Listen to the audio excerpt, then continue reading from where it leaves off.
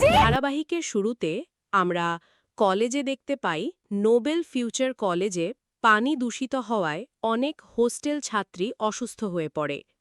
এখানে কম্পাস ও তার বন্ধুরা মিলে পানিতে ব্যাকটেরিয়া আছে কিনা সেটাই পরীক্ষা করছিল। এরপর কলেজের প্রিন্সিপাল এসে বলে, কম্পাস, তুমি কি করছো?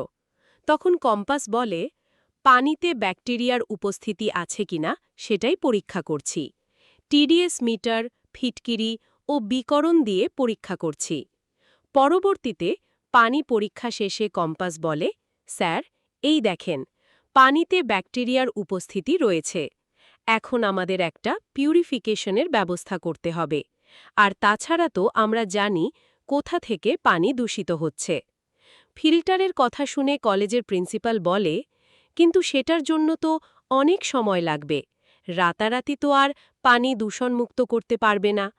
পরক্ষণে কম্পাস বলে, আপাতত আমি একটা পিউরিফিকেশনের ব্যবস্থা করছি। ততক্ষণে পানির প্রয়োজন হলে সবাই একটু পানি ভালো করে ফুটিয়ে জীবাণুমুক্ত করে খেতে হবে। এরপর কম্পাস কলেজের প্রিন্সিপালকে বলে, স্যার, পিউরিফিকেশনের জন্য যা কিছু লাগবে আপনি একটু ব্যবস্থা করে দিন।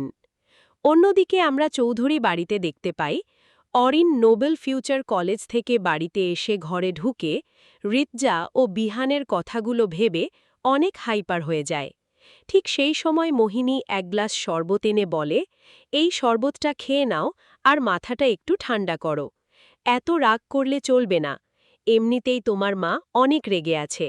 তারপরে তুমি যদি আবার এত রেগে যাও তাহলে বাড়ির পরিস্থিতি আরও ক্রিটিক্যাল হয়ে যাবে। মোহিনীর হাত থেকে শরবত নিয়ে অরিন টেবিলে রেখে বলে, এই শরবত খেয়ে আমার মাথা কিছুতেই ঠান্ডা হবে না। আজ কলেজে জ্যাম্মা ও ছোড়ো দাভাই আমাকে যেভাবে অপমান করেছে এটা আমি কিছুতে মেনে নিতে পারছি না। অরিনের কথা শুনে মোহিনী বলে, কিন্তু তুমি প্লিজ এভাবে মাথা গরম করো না। যেহেতু তোমাকে কলেজের বিজনেসে অ্যাটেন্ড করতে দেবে না, সেহেতু তুমি কিন্তু একটা কাজ করতে পারো। তোমার বাবা ও জেঠুকে বলে টাকা নেবে, আর সেটা দিয়েই নিজে একটা ব্যবসা শুরু করবে। মোহিনী এটাও বলে যে দেখো, ওরা যেহেতু তোমাকে ফ্যামিলি বিজনেসে অ্যাটেন্ড করতে দেবে না, সেহেতু তোমাকে নিজের পায়ে দাঁড়াতে হবে। আর তার জন্য যদি তোমার ফ্যামিলি টাকা না দেয় তাহলে সেটা কিসের ফ্যামিলি?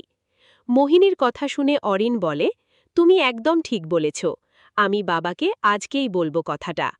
অপরদিকে আমরা চৌধুরী বাড়ির ড্রয়িং রুমে দেখতে পাই, অরিন বাইরে থেকে এসে নিজের ঘরে না গিয়ে মোহিনীর ঘরে ঢোকায়।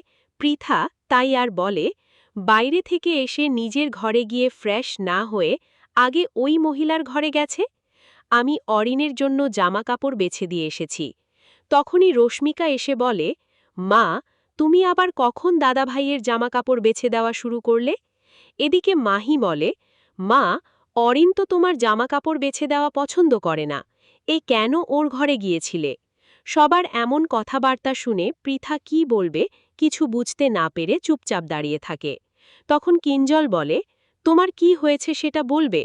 তুমি এমন করছো কেন? কি হয়েছে কি? আবার পৃথা কিছু না বলে চুপচাপ দাঁড়িয়ে থাকে আর মনে মনে বলে, বাবা তো বলেছিল একদিনের মধ্যেই সবকিছু ঠিক হয়ে যাবে। একটু মোড় ঘুরিয়ে আমরা কলেজে দেখতে পাই, কম্পাস ফিল্ট্রেশন বানিয়ে ট্যাঙ্কির সাথে অ্যাটাচড করতে থাকে। এদিকে জিত বলে, কম্পাস, আমারও কেমন জানি পেটে মোচড় দিয়ে উঠছে।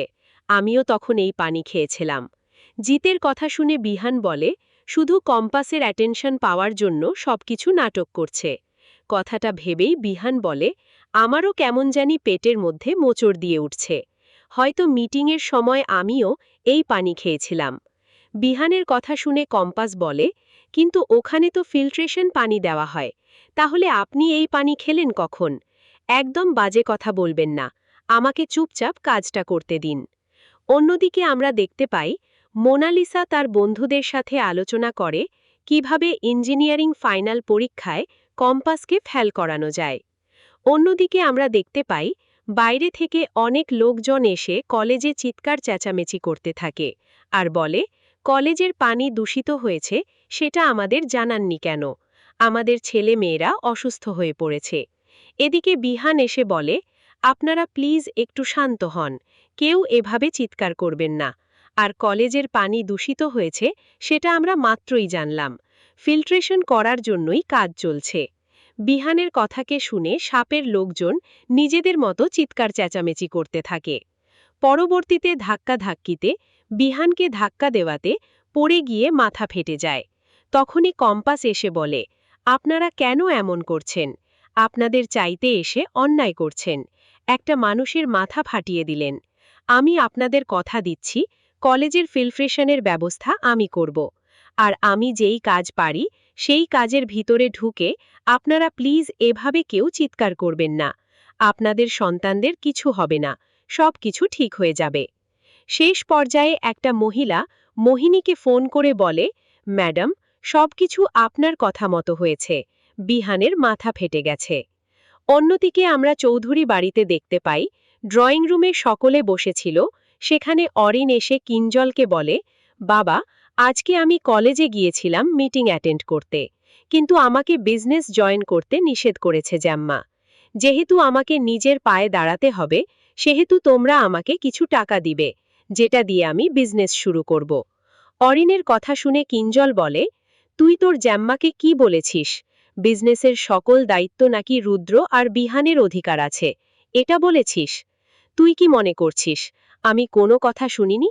কিঞ্জল এটাও বলে যে রুদ্র আর বিহান ওরা লেখাপড়া শেষ করে যোগ্যতা অর্জন করেই বিজনেস অ্যাটেন্ড করেছে। আরে তুই কি করলি? লেখাপড়াটাও শেষ করিসনি। যখন যেটা চাইবে সেইটা হবে নাকি?